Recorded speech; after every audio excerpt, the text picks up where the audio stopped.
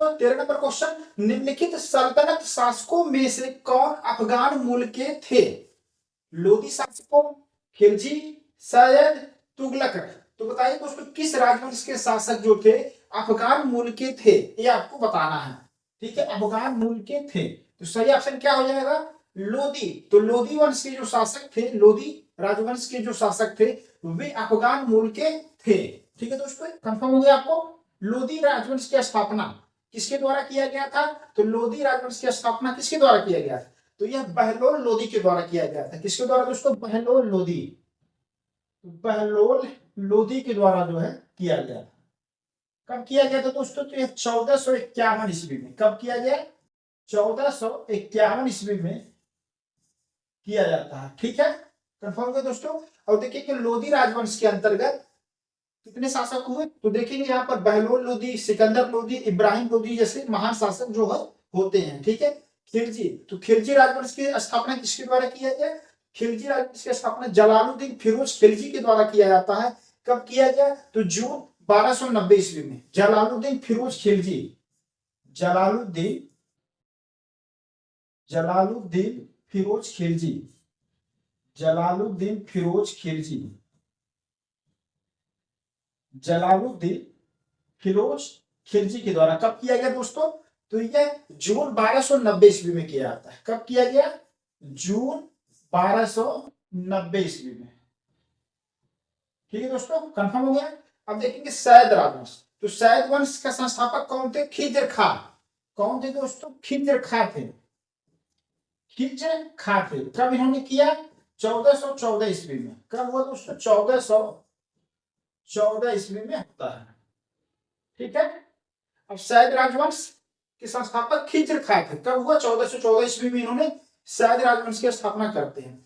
तुगलक, तो तुगलक राजवंश की स्थापना बताया किसके द्वारा किया गया? तो तुगलक वंश गाजी मलिक, और गाजी मलिक को क्या कहा जाता था? गयासुद्दीन तुगलक। तो गयासुद्दीन तुगलक, गयासुद्दीन तुगलक, गयासुद्दीन तुगलक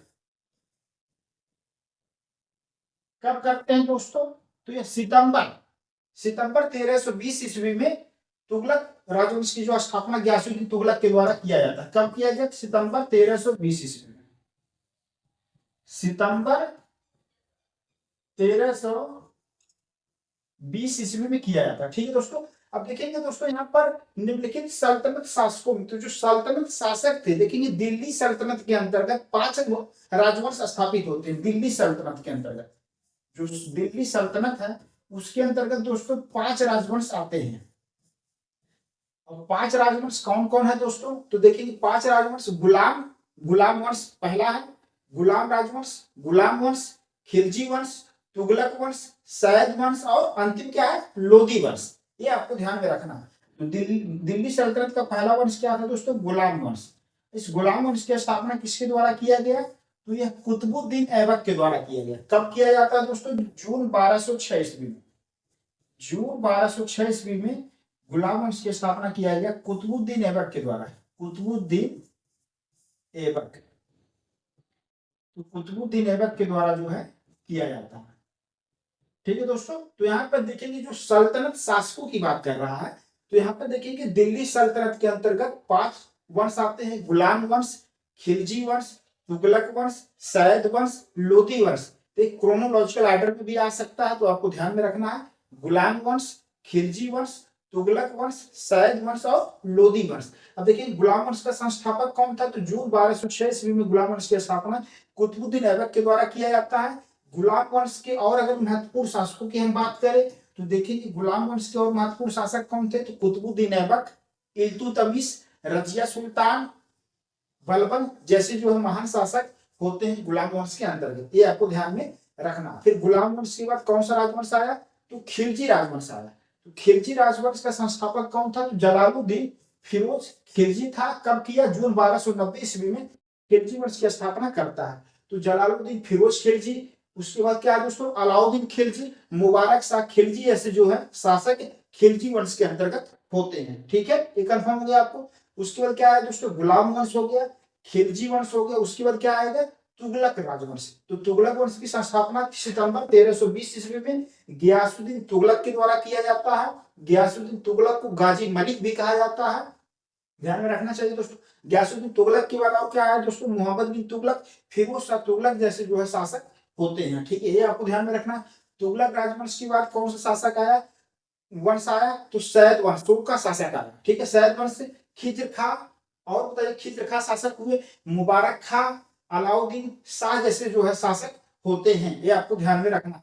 तो सैयद राजवंश के अंतर्गत खिज्र खां, मुबारक खां और अलाउद्दीन शाह जो है सैयद वंश के शासक हुए, ये चीज ध्यान में रखना।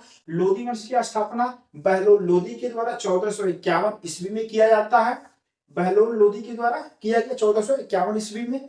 बहलोल लोधी, सिकंदर लोधी, इब्राहिम लोधी जैसे जो है शासक जो है लोधी वंश के अंतर्गत आते हैं, ठीक है, ये आपको ध्यान में रखना है। यहाँ पर ये चीजें बताने का देखिए दोस्तों टाइम पीरियड इसलिए इंपॉर्टेंट है आपको, क्योंकि देखेंगे अगर हम बात करें जो सल्तनत शासक रहे हैं, दिल्ली सल्तनत के जो शासक रहे हैं, किस राजवंश के द्वारा सबसे अधिक तक शासन किया गया, शासन अवधि अधिकतम बताइए किस वंश का रहा है, तो किस वंश का रहा है, तो ये तुगलक वंश का सबसे अधिक रहा है। सबसे कम किसका रहा है, तो सबसे कम खिलजी वंश का जो है सबसे कम जो शासन अवधि रहा है। तो ऐसे प्रश्न आए हुए हैं, तो इसलिए आपको जो एक आइडिया रहेगा टाइम पीरियड का, तो वहां से जो आप क्वेश्चन को जो है सॉल्व कर पाएंगे। क्रोनोलॉजिकल ऑर्डर में अगर दिल्ली सल्तनत के जो राजवंश है लगाने के लिए आ जाएगा, आसानी से कर लेंगे आप। गुलाम वंश, खिलजी वंश, तुगलक वंश, सैयद वंश और अंतिम में क्या है लोधी वंश। और शासकों को अगर क्रोनोलॉजिकल ऑर्डर में लगाने के लिए आ जाए तब भी आप आसानी से कर सकते हैं। कुतुबुद्दीन ऐबक है, रजिया सुल्तान, कुतुबुद्दीन ऐबक के बाद कौन आया, इल्तुतमिश, इल्तुतमिश के बाद कौन आया, रजिया सुल्तान, ठीक है, बलबन, ऐसे जो है क्रोनोलॉजिकल ऑर्डर में भी आएगा। तो एक आइडिया रहेगा कि कौन से शासक किस वंश के हैं, तो वहां से आप जो आसानी से क्वेश्चन को सॉल्व कर पाएंगे, ठीक है। बहलोल लोधी, सिकंदर लोधी जो है, इब्राहिम लोधी, ये चीजें, जलालुद्दीन फिरोज खिलजी, मुबारक शाह खिलजी हो गया, ठीक है, ये सब चीजें है आपको ध्यान में रखना, ठीक है। अब देखेंगे ये जो खिज्र खां के द्वारा जो सैयद राजवंश की स्थापना की गई, ये देखेंगे 1398 ईस्वी में भारत पर तैमूर लंग का आक्रमण होता है, ठीक। अब तैमूर लंग के सहयोग से जो है तुगलक राजवंश को क्या है समाप्त कर दिया जाता है, और खिज्र खां के द्वारा जो है सैयद राजवंश जो है स्थापित होता है। तो ऐसे आपको एक क्रोनोलॉजिकल ऑर्डर में क्या पैटर्न इतिहास का रहा है गतिविधि, उसके आधार पर थोड़ा सा आप मैनेजमेंट आप अच्छे से करेंगे तो क्वेश्चन किसी भी तरीके से आएगा, आप सॉल्व कर पाएंगे, ठीक है। तो 13 नंबर क्वेश्चन क्या कह रहा था दोस्तों, निम्नलिखित सल्तनत शासकों में से कौन अफगान मूल के थे। तो ये जो लोधी वंश के जो शासक हुए वे क्या थे, मूलतः कहाँ के थे, अफगान के थे, अफगानी थे, ठीक है, अफगान मूल के थे, इस तरीके से दोस्तों। और दिल्ली सल्तनत के अंतर्गत जो गुलाम वंश है, खिलजी वंश, फिर तुगलक वंश, सैयद वंश और लोधी वंश, ये जो क्रोनोलॉजिकल ऑर्डर है और इनके जो शासक रहे हैं, इन शासकों के द्वारा कुछ फेमस जो है मतलब गतिविधियां, उनकी कुछ विशेषताएं रही, कुछ विशेष कार्य क्षेत्र में जो है वो किए हैं, तो उसको आप थोड़ा सा लिस्टिंग कर लेंगे तो शासकों से रिलेटेड कोई क्वेश्चन आएगा तो आप आसानी से क्या है कर लेंगे। अब देखेंगे इब्राहिम लोधी, इब्राहिम लोधी के समय में ही क्या अंतिम लोधी वंश के शासनकाल में ही बाबर के द्वारा क्या भारत पर आक्रमण किया जाता है। और देखेंगे मुगल एम्पायर, मुगल साम्राज्य की स्थापना की जाती है आगे चलकर। ये आपको ऐसी चीजें क्रोनोलॉजिकल ऑर्डर आपको इतिहास का मतलब समझ आपको होनी चाहिए, ठीक है दोस्तों। तो देखेंगे 13 नंबर क्वेश्चन क्या कर रहा था, निम्नलिखित सल्तनत शासकों में से कौन अफगान मूल का था। तो ये लोधी वंश के जो शासक थे वह क्या थे, अफगान मूल के थे। और लोधी वंश के जो शासक इब्राहिम लोधी थे, उन्हीं के समय में क्या है बाबर के द्वारा जो भारत पर आक्रमण किया जाता है और मुगल साम्राज्य की स्थापना जो है भारत में की जाती है, ठीक है।